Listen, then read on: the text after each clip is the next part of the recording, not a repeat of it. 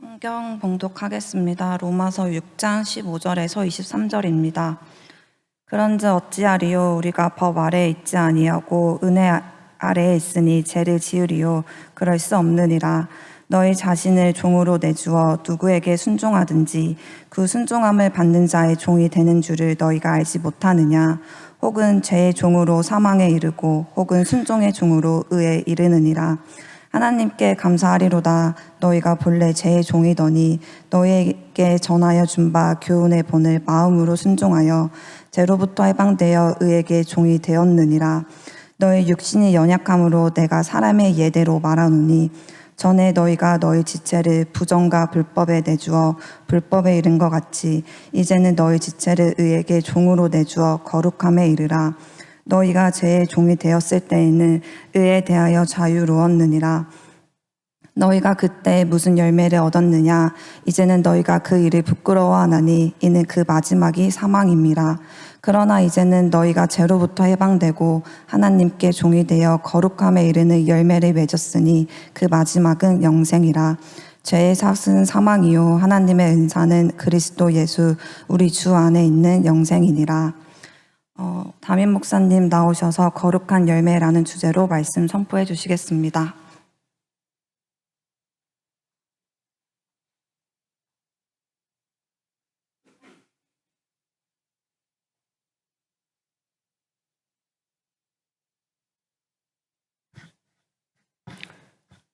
기도하십니다. 사랑의 하나님, 하나님의 말씀을 받습니다. 빛되신 말씀으로 우리의 모든 것들 다 드러나 깨닫게 하시고 권능의 말씀으로 고치사 온전케 하사 주님의 은혜 가운데 주님의 뜻이 이루어지는 시간 될 수 있도록 인도하여 주시옵소서. 예수님의 이름으로 기도합니다.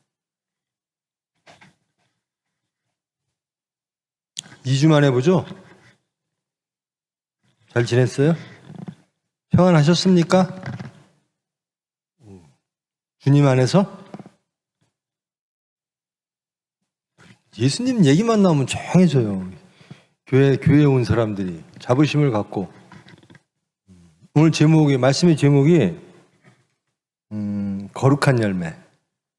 거룩한 열매란 삶이거든요. 내 입술의 모든 말, 내 마음의 묵상, 내 행동, 삶 전체, 생각을 포함한 삶의 전체예요. 이것이 거룩한가? 내가 열매 맺는 것이 거룩한가? 거룩이라고 하는 것은 분별되어지다라는 뜻이잖아요. 나는 무엇으로 구별된 사람인가? 세상은 나를 보고 무엇이라고 볼까? 그래, 저 사람들은 어떤 사람들이야? 제복 입은 사람들 보면 저 사람들은 군인이야, 경찰이야 이렇게 보듯이 저 사람들은 어떤 사람들이야. 유대인들 이렇게 보면 랍비들 보면 모자 쓰고 있죠. 저 사람들은 랍비구나. 정체성인데요. 우리 아이덴티티는 뭘까? 그게 구별된 거거든요. 하나님으로 구별되는 겁니다. 우리 보니까 하나님이 보이네. 우리 보니까 예수님이 보이네. 저 사람들 예수 믿는 사람들이네. 이게 이제 우리의 정체성이죠.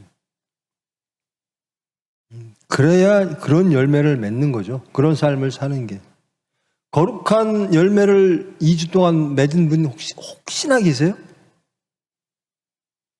저는 전혀 기대하지 않고 물어본 겁니다. 저도 그렇게 거룩한 열매를 맺지 못하니까요. 근데 맺고 싶지요? 저도 그래요. 맺고 싶은 사람들이 모인 겁니다. 근데 어떻게 하면 누가 맺게 해주죠? 하나님이. 맺기를 원하는 사람들은 뭘 할까요? 거룩한 열매를 맺는 삶을 살고 싶어요. 동의하십니까? 거룩한 열매를 맺는 삶을 살고 싶어요? 하나님으로 구분된 삶을 살고 싶으세요? 바벨탑이 있죠. 인간이 쌓아놓을 수 있는 모든 것들을 계속 쌓는 겁니다. 그것이 물질일 수 있고요, 지식일 수 있고. 열심히 인간의 지혜, 풍요 이런 걸 계속 쌓아가요. 근데 끝이 없어요. 계속 쌓아가는 일만 해요. 근데 하나님 보시기엔 마땅치가 않아요. 하나님께로 향해야 될 마음들이 자기들이 원하는 것을 계속 쌓는데 거기에 종이 되어버린 거예요. 그래서 아이덴티티가 하나님의 사람이 아니라 저 사람은 돈 많은 사람, 저 사람은 돈 좋아하는 사람, 저 사람은 대접받기 좋아하는 사람, 저 사람은 자기 지식 자랑하는 사람, 저 사람은 넓은 집 좋아하는 사람, 이런 식으로 구분이 돼요. 근데 우리는 예수님으로 구분되어져야죠. 저는 그렇습니다. 저를 어떻게 세상 사람들은 저를 여러 사람으로 보겠죠. 의사, 어디. 근데 저는 목사, 저는 그것도 그래요. 저는 그저 크리스찬으로 구분되어지기를 원합니다. 예수 믿는 사람, 그렇게 예수님이 원하는 일을 하고 싶어 하는 사람, 거룩한 열매를 맺고 싶은 사람, 저는 그것으로 제 정체성이 세상에 보여지기를 원합니다. 제목 얘기는 했고요. 이 로마서라고 하는 것이 사도 바울의 서신인데요. 교리서죠. 교리서가 특별히 많이 필요했을 겁니다. 로마라고 하는 지역에 방문하기 전에. 사도 바울이 이게 철저한 유대교인이었잖아요. 율법주의자였고. 그래서 예수 공동체를 신성 모독하는 사람들이라고 체포하려고 다니는 사람이에요. 예수님과 만난 이후에 자기를 이방인의 사도로 예수님께서 임명하셨다. 그래서 이방 쪽으로 가죠. 소아시아, 지금의 터키 지역을 거쳐서 그리스, 헬레니즘 문화로 넘어가죠. 그 당시 시대는 로마입니다. 로마 제국이 다스리던 문화는, 지혜는 헬레니즘. 이 로마라고 하는 제국이 그 넓은 땅과 많은 이들을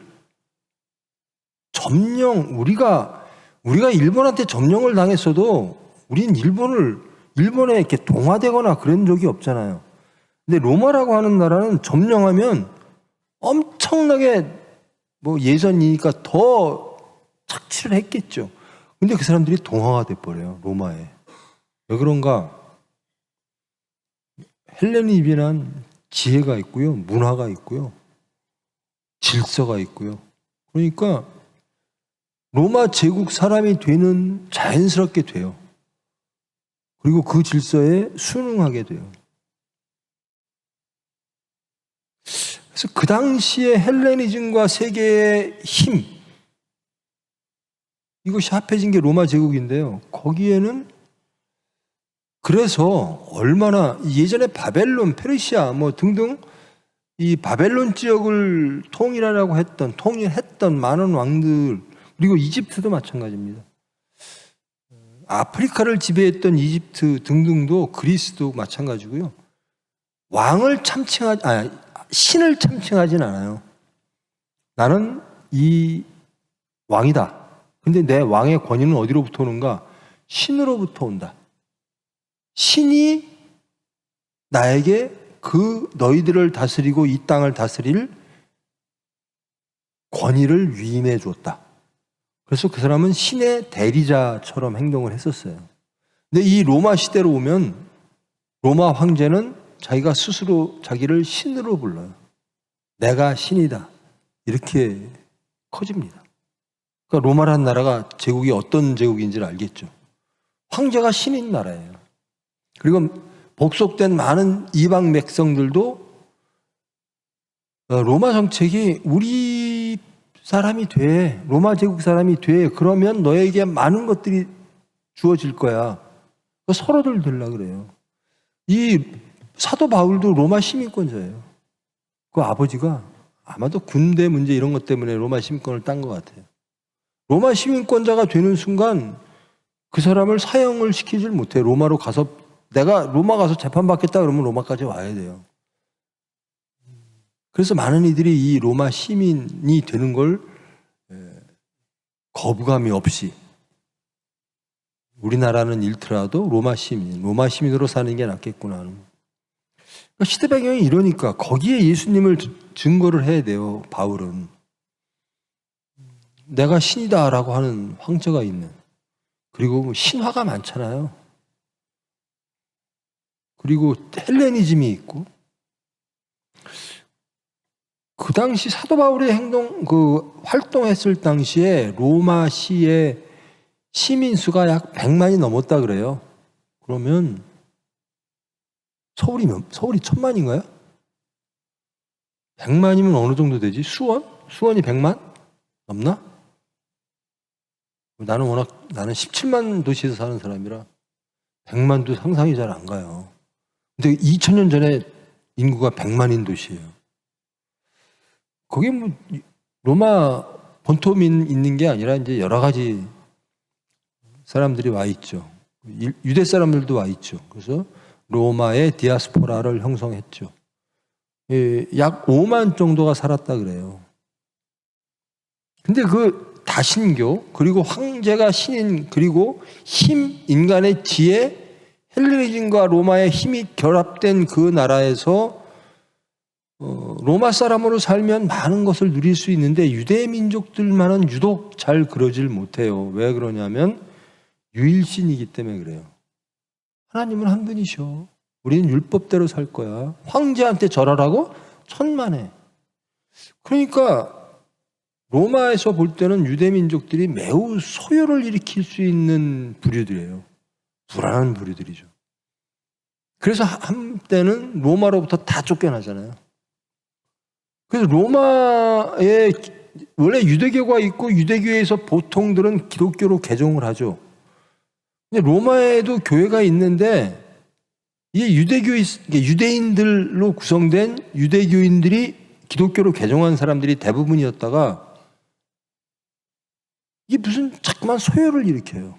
그 유대교하고 또 기독교인들하고 또 하고, 그러니까 다 쫓겨났지. 로마에서 다 쫓겨나니까 이 당시에 로마 교회는 그래도 나중에 유대인들이 돌아오긴 했으나 이방인들의 숫자가 훨씬 많은 교회예요.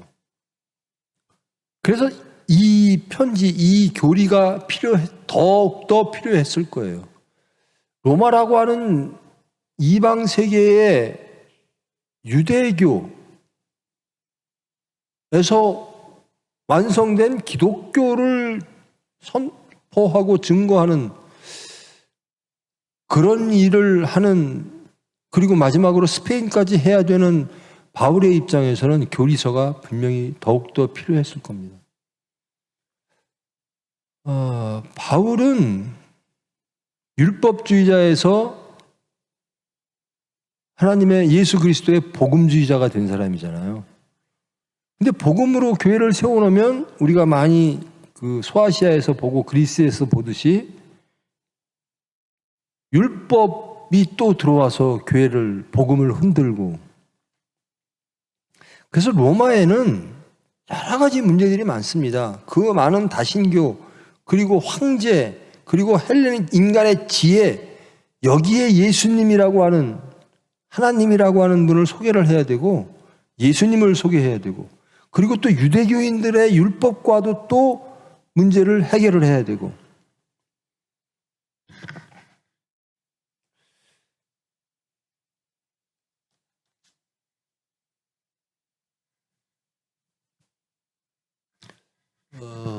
여러분, 율법은 나쁜 겁니까? 어때요? 율법주의자, 보통 주의자가 들어가면 좀 문제가 생기는 거죠. 권위는 좋은 거죠. 권위주의, 그러면 좀 권위는 없는 게 그가 누릴 수 있는 것만 다 누리려고 하는 게 주의자가 되는 거죠. 율법은 필요합니다. 근데 율법주의자가 돼버리면 율법의 정신은 없고 율법에서 하라고 하는 것들을 통해서만 무엇인가를 얻으려고 하는 사람들.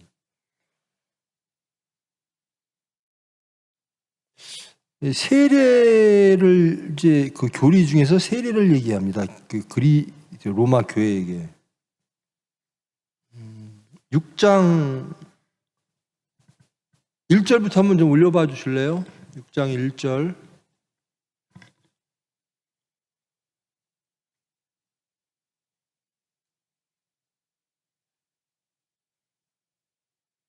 6장 1절 제가 읽겠습니다. 그런즉 우리가 무슨 말을 하리요? 은혜를 더하게 하려고 죄에 거하겠느냐? 이런 말을 합니다. 은혜라고 하는 게 뭘까? 여러분, 예수 그리스도의 은혜라고 할 때 우리는 그것도 하나님의 섭리죠. 가장 먼저 하나님 예수 그리스도의 은혜는 뭐죠? 우리 죄를 용서하신 겁니다. 그렇죠? 제가 저번 시간에 그 야고보의 값싼 은혜에 대해서 이야기를 했을 겁니다.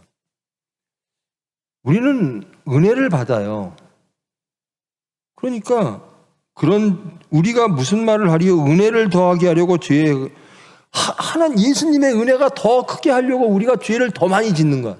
이게 말이 되느냐는 얘기죠. 예수님의 은혜를 부각시키기 위해서 우리는 더욱더 큰 죄인이 되어야 돼. 그래야지 예수님의 은혜가 더욱더 커지지. 이런 식의 삶을 살아서는 안 된다라는 거잖아요. 예수님은 은혜의 예수님이야. 그래서 우리가 죄를 많이 질수록 예수님은 더욱더 큰 은혜의 사랑의 사람이 돼. 하나님이 되셔. 그러니까 우리가 죄 짓는 게 예수님의 은혜를 더욱더 키우는 거예요. 이상한 논리하는 사람들이 많았어요. 영지주의자를 비롯해서. 세례를 받는데요. 세례는 3절에 이렇게 말합니다. 그리스도 예수와 합하여 세례를 받은 우리는 그의 죽으심과 합하여 세례를 받은 줄을 알지 못하느냐. 세례를 받았는데 예수와 합하여 세례를 받았다라는 겁니다. 그런데 예수의 죽음과 연합하여, 그리고 또 그러므로 4절 보면 우리가 그의 죽으심과 합하여 세례를 받음으로 그와 함께 장사되었고 이는 아버지의 영광으로 말미암아 그리스도를 죽은 자 가운데서 살리신 같이 우리로 또한 새 생명 가운데 행하게 하려 함이니라. 세례란 예수님의 죽으심과 예수님의 부활과 전적으로 전인격적으로 연합하는 것이다라는 겁니다. 즉 예수님과 우리가 하나가 되어지는 것이 세례라는 거예요. 그러므로 5절에 보면 우리가 그의 죽으심과 같은 모양으로 연합한 자가 되었으면 또한 그의 부활과 같은 모양으로 연합한 자도 되리라.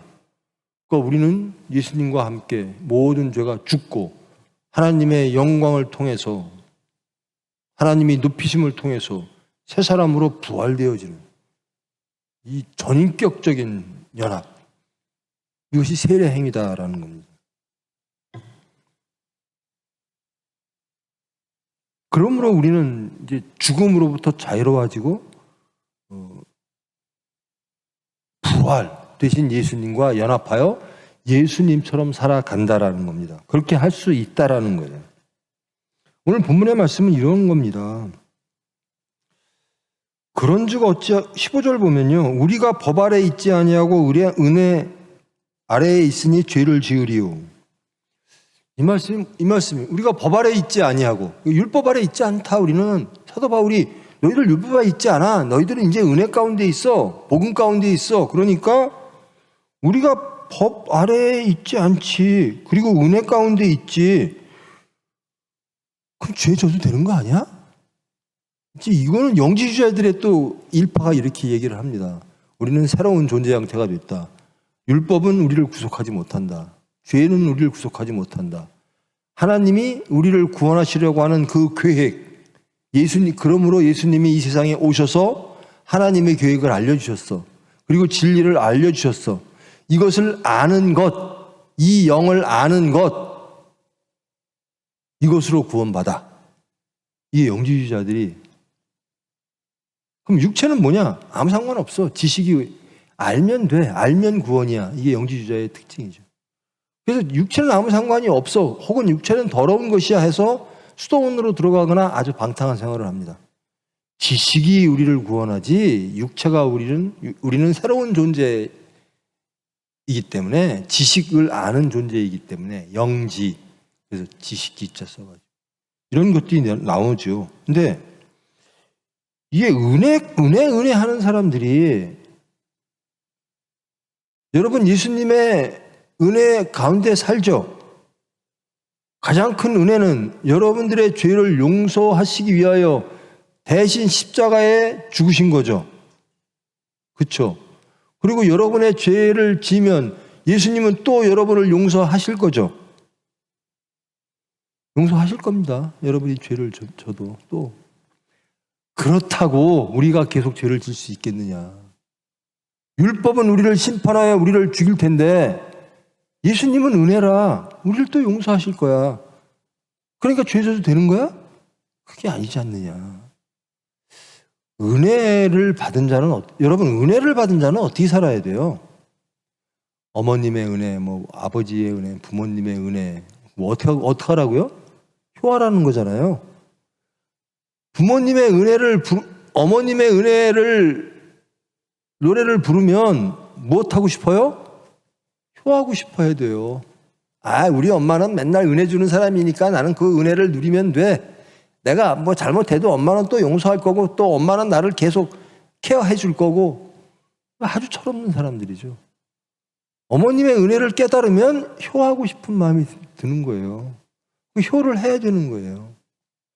예수 그리스도의 은혜를 깨달으면 예수님이 그 피 흘림이 너무나 감사해서, 용서받은 게 너무나 감사해서 이제 다시는 죄 짓지 말아야지. 이제 다시는 예수님을 십자가에 못 박지 말아야지. 나 때문에 예수님이 고통받으셨으니까 예수님이 원하시는 대로 살아야지. 이게 은혜에 부응하는 삶이에요. 하나님의 의는 뭐라고요? 사랑입니다. 우리의 의는 그 사랑에 부응하여 믿고 그대로 따라가는 삶을 살아가는 게 우리의 의입니다. 하나님의 의를 그대로 수용하는 게 우리의 의예요. 그래서 예수님이 너희들 나를 따라오고 싶어? 일부 예배 때도 그랬는데요. 여러분 예수님 따라가고 싶으세요? 대답이 없어요. 여기 교회 왜 왔어요? 예수님 따라가고 싶은 마음 없어요? 예수님 따라가고 싶으세요? 영생을 얻고 싶으세요? 우리 마태복음에 나오죠. 영생을 구하는 젊은 관리가 예수님께 찾아와서 어떻게 하면 영생을 얻을까요? 예수님이 너 율법 다 지켰어? 예, 저는 어릴 적부터 다 지켰습니다. 그래, 그럼 네 소유가 좀 많은 것 같은데 그 소유를 다 팔고 팔아 가난한 이들에게 주고 나를 따르라. 결국은 따르라는 거거든요. 근데 따르지 못해요. 그 청년이. 왜? 그 소유 때문에. 여러분 예수님 따르기 원하십니까? 원하세요? 근데 예수님 따르고는 싶은데 좀 불편하죠? 이 청년은 매우 불편했을 거예요. 예수님의 말씀이. 물질을 버리라니, 물질을 가난한 이들에게 다 주고 따르라니, 나는 그냥 영생만 딱 주면 그거 받고 갈라 그랬는데, 율법 지켰으면 됐지. 자기를 따르래. 근데 따르는 조건이 너를 부인하는 행위죠. 네 물질, 네가 그렇게 소중하게 생각하는 그 소유를 다 버리고 가난한 이에게 주고 나를 따라. 핵심은 따르는 데 있습니다. 영생을 얻는 핵심은. 근데 따르려면 어찌어찌 해야 되는가가 있어요. 근데 그것 때문에 못 따라요. 여러분 예수님 말씀대로 살고 싶죠? 거룩한 열매를 맺고 싶죠? 실패하는 이유가 뭐죠? 우리가 원하는 게 있는 겁니다. 그렇죠? 예수님이 원하는 것과 우리가 원하는 것이 갈등을 하고 충돌을 해요. 그럼 우린 거기서 선택을 해야 돼요. 내가 항상 비유로 잘 드는, 예수님과 바라바를 딱 놓고 본디오 빌라도가 유대 백성들에게 말합니다. 니들이 선택해라. 그 당시에 유대 백성들이 바라바를 선택한 게 전혀 어색한 게 아니에요. 아주 자연스러운 겁니다. 왜? 바라바는 유대 민족의 민족적 대의를 갖고 있는 사람이에요. 독립투사죠. 근데 예수님은 유대 나라엔 관심도 없어. 로마로부터 독립하고 싶은데, 자유를 얻고 싶은데, 모세와 다윗이 다스리는 그런 나라를 회복하고 싶은데, 예수님은 그런 나라에 우리의 형편엔 전혀 관심도 없고 엉뚱한 얘기만 하시는 거예요. 하나님의 나라와 하나님의 의를 얘기하는 거예요. 맨날 죄 문제만 얘기하는 거예요. 유대 백성들이 당연히 자연스럽게 바라바를 선택합니다. 원수를 사랑하라고요? 제가 여러분 원수 사랑하라고 그러면 여러분도 펄쩍 뛰죠. 일본을 사랑하라고요? 펄쩍 뛰죠.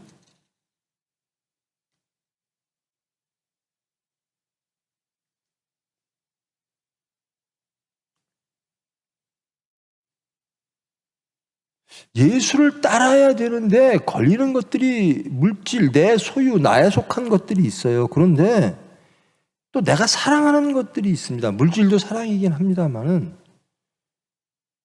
형제와 부모와 자식을 나보다 더 사랑하는 자는 나를 따르질 수 없느니라 그래요. 저희 이 말씀을 듣고요. 제가 어릴 때부터 우리 어머니 원로 목사님한테 굉장히 많이 들은 얘기예요. 어떻게 말씀하시냐면 내가 하나님을 믿지 아니하면 너와 내가 세상적으로 육체적으로 모자 관계이긴 하나 아무 상관이 없다.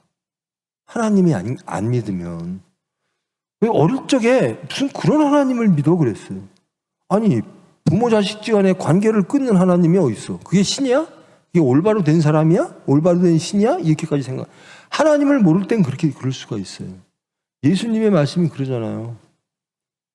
나보다 더 사랑하는 게 있으면 나를 따를 수 없어.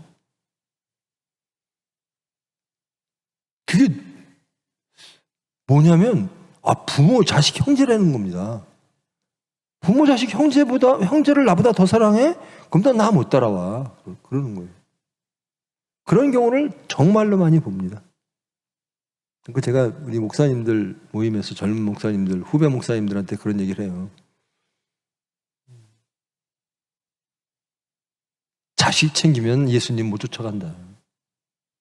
목사라는 사람들은 개척도 해야 되고, 요즘 애기 때문에, 애들 교육 때문에, 때문에 어디로 이사 가고 이러는 판에 자식한테 올인하는 대한민국 사회의 이상한 트렌드. 목사까지 그거 쫓아가면 그 목사 노릇 하겠어요? 예수님의, 이건 제 말이 아니라 성경에 나온 얘기입니다. 그래서 루터가 그 얘기를 하죠. 예수님보다 더 사랑하는 것이 너의 하나님이다. 하나님보다 더 사랑하는 것이 있다면 그것이 너의 하나님이다. 여러분이 예수님보다 자식을 더 사랑하면 여러분의 예수님은, 여러분의 신은 여러분의 자식이 되고, 여러분의 남편이 되고, 아내가 되고, 물질이 되고, 지식이 되고, 질서가 되는 겁니다. 그것이 여러분의 하나님이 되는 거죠. 예수님을 따르기가, 근데 이게 딱 변하면 아주 쉬워요. 저는 아주 편하고 쉽습니다. 그런 것 때문에 갈등은 없어요. 그래서 저는 자식한테 맨날 예수 믿으라고 그 얘기만 해요. 자식한테 예수 믿으라. 나는 예수가 좋다고라는 찬송을 했어요. 그 예수님 좋죠. 근데 예수님이 제일 좋아야 되는데 예수님도 좋고 돈도 좋고 세상 것도 좋고 좋은 게 너무 많아. 그 중에서 하나 고르라 그러면 고민하기 시작하는 거예요. 이거 예수가 좋긴 한데 예수님을 제일 순위에다 놔? 그러면서 예수님이 불편해지기 시작하는 겁니다. 교회가 불편해지기 시작하고 말씀이 불편해지기 시작하는 거예요. 영생? 생명? 죄? 이거? 그래. 이거는 그래. 세상 다 그렇지. 물질이 있어야 되는 거 아니야? 아파트 넓어야 되는 거 아니야? 내 자식한테 뭐 좀 줘야 되는 거 아니야? 하나님을 줄 생각 안 하고 자식한테 뭘 줘야지 이 자식이 행복하고 안전할까를 고민하다 보니까 제일 천박하게도 물질을 주고 싶어요. 그거 자식이요. 그 물질 하루면 다 날릴 수도 있어요. 그걸 주고 싶어요. 왜? 부모가 미련해서. 이거라도 줘야 내 자식이 안전하고 행복할 것 같은 거야. 그 자식이 그거를 어떻게 쓸 줄은 모르고. 근데 우리는 또 고백을 해요. 창조와 구원의 하나님. 하나님을 주면 제일 좋은 걸 줄 것 같아요. 근데 가끔은 자꾸 의심이 나. 야, 진짜 우리 자식한테 예수만 잘 믿으라고 하면 되나? 여러분의 믿음이 그 정도인 거예요. 그렇게 생각하는 사람들은. 제가 반복돼서 얘기하는데 전 제 자식하고 얘기할 때 항상 너 예수 믿는 사람 맞아? 얘기합니다. 예수 믿는 사람 맞아? 제 딸은 여러 가지 얘기를 친정아버지하고 잔소리를 하고 싶어 하겠죠. 쫑알쫑알. 근데 잘 받아주는 것 같더니 갑자기 너 예수 믿는 사람 맞아? 그러면 분위기가 확 깨지는 거예요. 아빠는 또 목사님이야 그래. 저는 확실한 게 예수님 주는 게 내 딸한테 제일 좋은 거 주는 거라고 믿기 때문에 그렇습니다. 제 체험상. 걔도 말은 그래요. 저 예수 믿는 사람이라고, 예수 잘 믿는다고. 사건 딱 터지면 제 입에서 그 말이 나오게끔 만들어요. 너 예수 믿는 사람 맞아? 여러분들도 아마 그럴 겁니다. 젊은이들은 더욱더 그럴 거예요. 지혜가 어떻고, 뭐 정의가 어떻고. 여러분 정의가 뭡니까? 정의란 무엇인가? 책들 한 번씩 단어는 안 읽어봤어도 껍데기라도 봤죠? 정의란 뭐예요? 뭐가 정의예요? 여러분이 생각하는 게 그 정의가 정의입니까? 여러분이 믿고 여러분이 옳다고 생각하는 바로 그것, 그 정의란 것이 정말 정의 맞습니까? 저는 정의는 하늘로부터 나온 의, 하나님의 의입니다. 이게 정의입니다. 유일한 정의, 하나님의 의입니다. 그래서 세상에서 막 이것이 정의다, 저것이 정의다, 여기가 그리스도다, 저기가 그리스도다 해도 가지 마라. 예수님의 말씀이죠. 무엇으로 봐야 되느냐? 하나님의 눈으로 보는 겁니다. 그게 정의예요. 무엇이 진리일까? 무엇이 능력일까? 하나님이에요.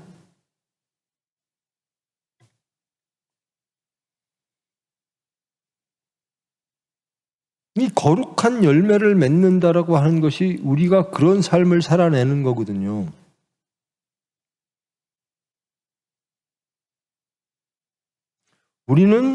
우리가 무엇에 순종하느냐, 여기서 보면 무엇에 순종하고 사느냐라는 겁니다. 우리는 누구의 종이냐라는 거예요. 여러분 누구의 종이에요? 나는 물질의 종은 절대로 아니야. 손 들어보세요. 나는 물질의 종은 절대로 아니야. 그 천박한 물질을, 그것도 내가 못 이길 것 같아? 그 더러운 천민 자본주의에 내가 쩌들 것 같아? 그런 사람 손 들어보세요.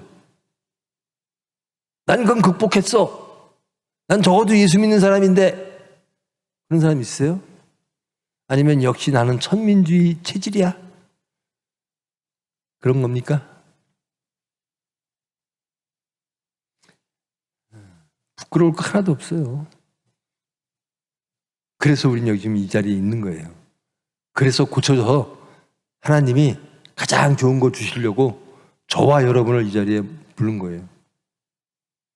저는 여러분이 알다시피 저는 권 출신입니다. 학생운동 권 출신.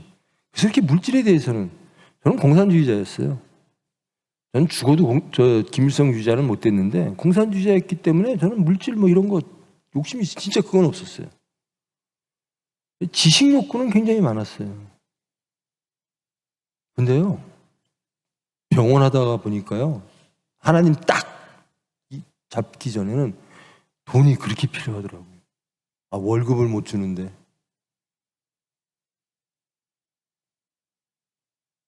근데 뭐 더 넓은 집을 짓고 자식한테 돈을 줘서 뭐 행복하고 안전할 거라는 생각은 전혀 해본 적은 없어요. 근데 예수 믿고 나서는 오로지 예수입니다. 오로지 예수. 난 내 자식한테 뭐 줄까? 예수님 주지. 창조와 구원의 하나님이잖아요. 창조와 구원의 하나님이 성경 전체입니다. 우리를 새롭게 창조하실 겁니다. 새 사람으로 창조하실 겁니다. 그리고 우리의 모든 사건 속에서 우리를 구원하실 겁니다. 그리하여 천국을 누리게 할 겁니다. 여러분, 자식한테 뭔가를 막 불안해서 제 손녀가요, 초등학교 2학년인데 무슨 졸업식을 하고 막 그러더라고요. 이제 초등학교 3학년 되면 이제 진짜 초등학교를 들어가는 형식인지 이렇게 세티피케이션을 줘요. 다 선생님이. 근데 선생님이 쓴 거 보고 참 고민이 많았겠다 싶더라고요. 왜? 뭐 공부를 잘하면 막 그런 거를 막 해가지고 칭찬을 해주고 싶을 텐데 우리 손녀한테는 뭘 해줬냐면 스마일링. 얘는 잘 웃어요. And helping friends. 그건 뭐야? 결국 잘하는 거 없고 착하다는 거야. 내가 얘를 앞만 봐도 해줄 말이 착한 거밖에 없네 이거예요. 선생님도 참 고민이 많았겠다. 어떻게 스마일링과 헬핑 프렌즈를 생각해내기 얼마나 힘들었을까. 영어를 잘하면 얘는 영어를 잘해요 뭐 이런 식으로 해주면 편할 텐데. 나는 그걸 보면서도 그게 맞지. 어린애는 이래야지. 어린애는 스마일링하고 친구들하고 잘 어울리고 남들 도와주고 배려 잘해야지. 대한민국에는 그럴까요? 대한민국은? 아니죠. 학원 가야죠. 뭐 가야죠.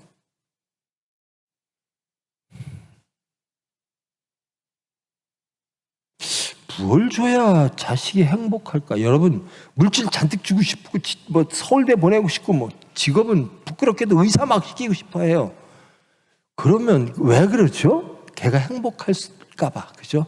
이렇게 하면 부모가 이 정도로 얘를 만들어 놓으면 얘는 행복할 수 있을 거야. 라는 거잖아요. 결국은 행복이에요, 행복. 결국은. 근데 행복 안 해. 그럼 어떻게 책임질 거예요?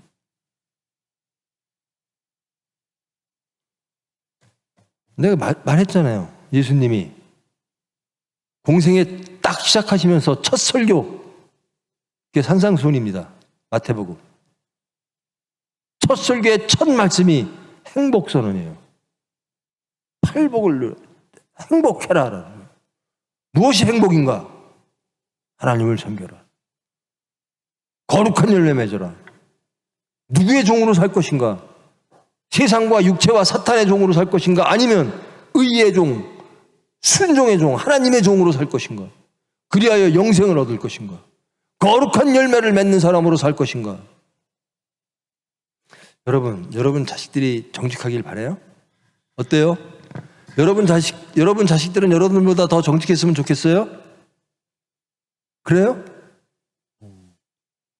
그 세상 정직하면 그 세상에서 돈 잘 못 벌 텐데. 여러분들 왜 정직하지 않아요? 육체 때문에 안 그래요? 돈 때문에 그런 거 아니에요? 세상의 소유 때문에 여러분 정직을 그렇게 배운 정직을 그리고 크리스찬이라고 고백하는 사람들이 정직하지 못한 거 아닙니까?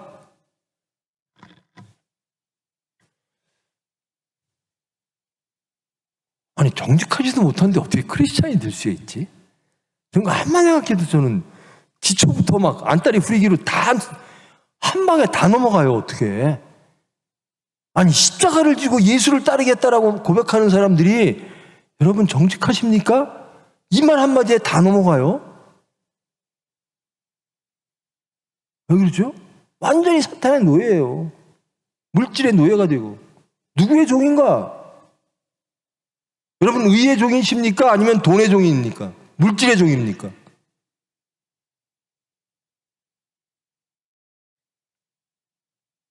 제가 일부 예배 때 드린 말씀이라 같이 드릴게요. 서산서 신방을 하는데요. 여기 서울도 그렇지만 서산은 장로님을 피택할 때요. 이렇게 추천을 받아요. 우리 당회에서도 추천을 하고 교인들이 추천을 해요. 그때는 이제 부부가 있는데 여자 권사님이 자기 남편이 장로 되기를 참 많이 바래요. 보여. 그러니까 이분은 자기 남편을 항상 추천을 해요. 우리 남편 장로 좀 시켜주세요. 내가 볼 땐 투표하면 떨어질 게 분명한데도 계속 추천을 해요. 자기 남편. 제가 이번 신방 가서 이번에 그랬어요. 장로 되기를 바라죠. 장로 되려면 죽으면 죽으리다 해야 됩니다. 그러실 수 있어요? 아주 쉽게 권사님이 갖고 있는 재산을 하나님께 다 바칠 수 있어요? 목숨까지 바친다면서요. 죽으면 죽으리다 해서 장로 되고 싶다면서요. 물질 바치실 수 있어요? 여러분, 죽으면 죽으리다. 멋있는 구호잖아요. 슬로건 멋있잖아요.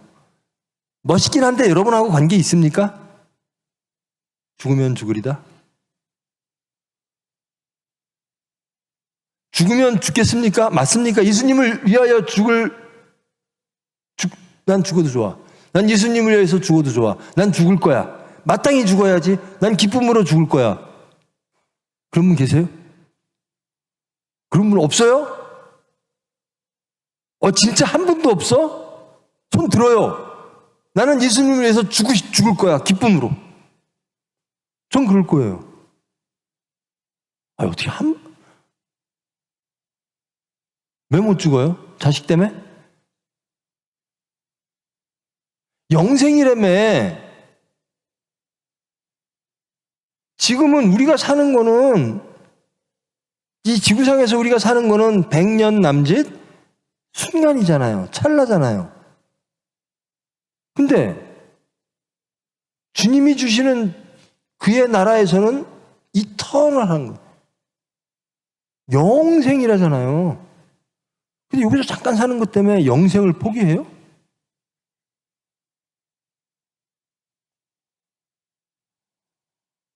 허기야. 정직이라는 게 옳다라고 생각하지 않는 사람 하나도 없을 거예요. 근데 물질 때문에 정직까지 포기하니까.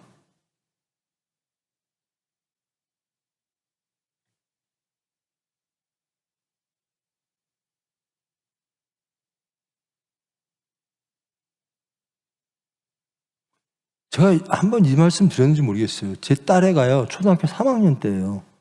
예산에 있을 때예요. 갑자기 우리 집, 제가 얘기하면 기억날 거예요.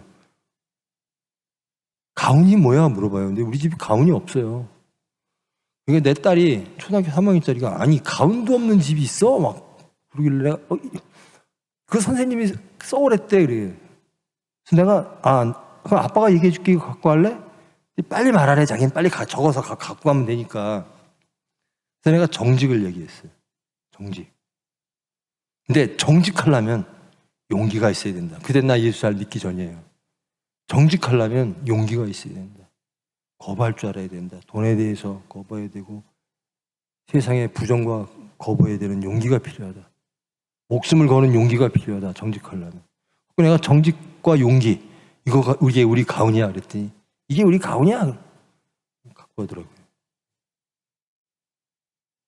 정직이라고 하는 거는 다들 동의하는 아름다운 이야기 아니에요? 세상을 밝게 하는? 근데 왜 정직하지 않아요? 아니 그것도 세상 사람이라면 모르지만 예수 믿는 사람이 정직하지 않으면 심각한 거 아닙니까? 심각한 우리를 좀 발견하십시다. 그리고 여러분 정직하기를 원하세요? 저는 맨날 설교 스타일이 이래. 맨날 물어봐. 대답하기 곤란한 거. 대답하기 쉬운 거 물어보더니 자꾸만 곤란한 거 계속 물어봐요. 정직하기를 원하세요? 정직하지 못하게 하는 걸 제거하면 정직할 수 있죠. 그렇죠? 내가 왜 정직하지 못할까? 내가 왜 예수를 따르지 못할까? 리스트업 하라니까요. 적어보세요. 나를 정직하지 못하게 하는 것들 10가지 하나씩 지워보세요. 이제 살면서 내가 예수를 따르지 못하게 하는 것들 하나씩 지우라니까요. 아니 예수 믿으면서 정직하지 못하면 한 발짝도 못 나가요. 하나님 앞에는 정직해야 될 거 아니에요. 하나님은 다 아세요. 근데요, 하나님한테 부정직했던 첫 번째 사람들이 누군지 아세요? 아담과 이브예요. 너 그거 절대 그거 먹으면 안 돼. 선악을 알게 하는 나무. 얘가 시켰어요. 제가 시켰어요. 뱀이 시켰어요. 숨어요. 하나님이 부르는데 숨는다고요. 그리고 거짓말을 하기 시작해요. 하나님은 다 아세요. 여러분이 거짓말하는 것, 그리고 왜 거짓말을 하는지 다 아세요. 그게 사건입니다. 사건 속에서 여러분의 신앙이 드러나는 겁니다. 난 누구의 종인가? 나는 하나님의 종인가? 의의 종인가? 아니면 죄의 종인가? 이런 겁니다. 20절 보면요. 너희가 죄의 종이 되었을 때에는 의에 대하여 자유로웠느니라. 그러니까 죄의 종으로 살면요. 하나님 생각도 안 나요. 아, 세상 사람으로 육체적으로 사는데 무슨 뭐 정직해라, 원수를 사랑하라. 이거 아무 관계 없죠. 그저 사탄과 함께 즐기고 살면 되는 거예요. 세상의 질서처럼. 예수님 말씀하고는 아무 관계가 없이 살아도 되는 거예요.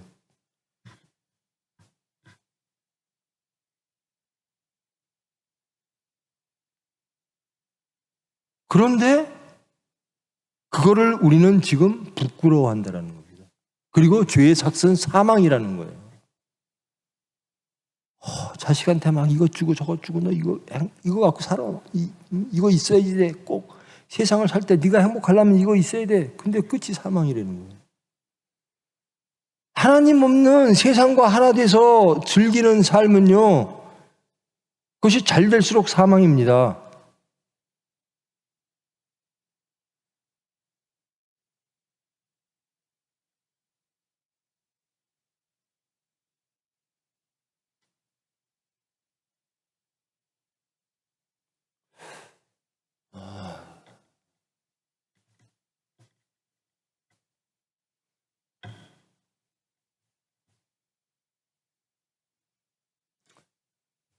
여러분, 우리 하나만 확인하고 끝냅시다. 여러분, 예수님 따라가고 싶으세요?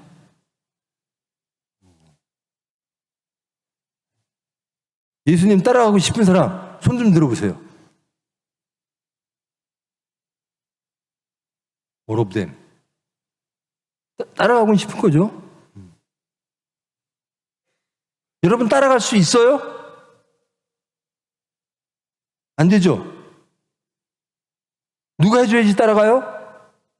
그것도 은혜입니다. 하나님이 해주세요. 그럼 뭐 해야죠? 기도. 여러분이 원하면 간절히 원할수록 기도가 많아질 겁니다. 원하는데 막 성적은 1등 하고 싶어. 시험 잘 보고 싶어. 근데 공부는 안 해. 말이 안 되잖아요. 예수님을 따라가고 싶으면 따라가게 하시는 분이 하나님이네. 능력 주시는 분은 하나님이네. 그분에게 한번 기도해보자. 그분에게 매달리자. 이게 성적 1등 받는 성적은 잘 받고 싶고 공부는 안 해. 예수님은 따르고 싶고 기도는 안 해. 예수님은 여기서 그러니까 지적 동의하지 말라고요. 예수 믿는 건 지적으로 동의하는 행위가 아니라고요. 그건 종교 행위지. 우리는 이루는 겁니다. 그대로 사는 겁니다. 살아내는 겁니다. 무엇으로? 하나님의 은혜로. 하나님만 믿고 기도하면서 가다 보니까 살게 해 주시더라. 내가 변하는 게 아니라 하나님이 변화시켜 주시더라라는. 지금의 제 됨은 저 여러분들 혹 아시는 분들도 있을 거예요. 저 예전엔 완전히 빨갱이였어요. 증오로 가득 찬 사람이었어요. 누군가를 맨날 죽창가 부르고. 지금 맨날 용서, 사랑 이 얘기만 해요. 이렇게 변하게 해주시는 분이 누구냐? 하나님이시라는 겁니다.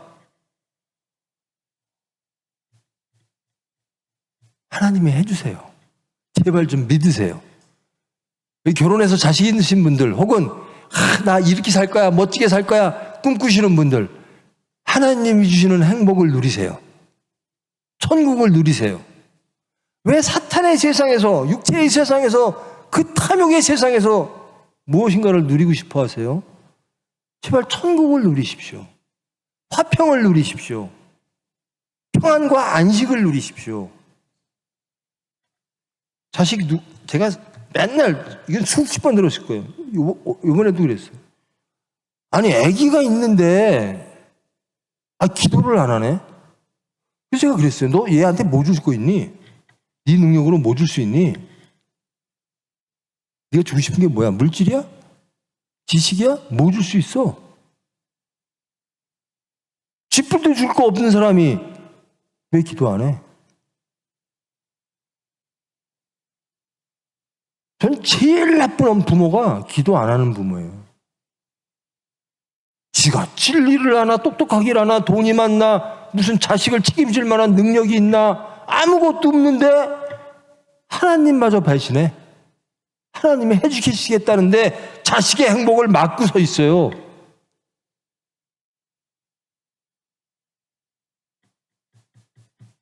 그런 나쁜 부모가 있어요. 기도합시다. 여러분에게 하나님께서 행복을 주실 거예요. 여러분의 자녀에게는 진리를 알게 하시고 영원한 화평과 안식을 주실 거예요. 여러분의 미래를 하나님이 가장 아름답게 만들어 주실 거예요.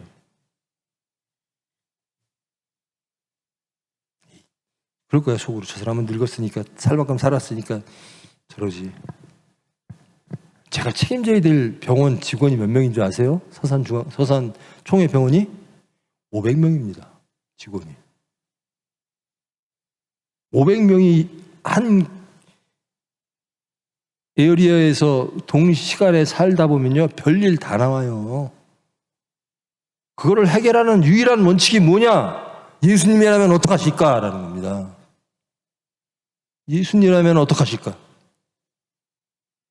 내가 원장으로서 결정해야 될 것, 예수님이라면 어떡하실까? 그거밖에 없어요. 제발 여러분, 예수님이라면 어떡하실까 가지고 거룩한 열매를 맺음으로 십자가에 매달려 피 흘리는 예수님께 조그마한 기쁨을 드리는 여러분 되기를 원합니다. 여러분의 죄를 대신 지고 살이 찢기고 피가 흘리는 손과 발에 못 박힌 그 예수님께 우리의 마음으로 작은 위로라도, 작은 기쁨이라도 드리는,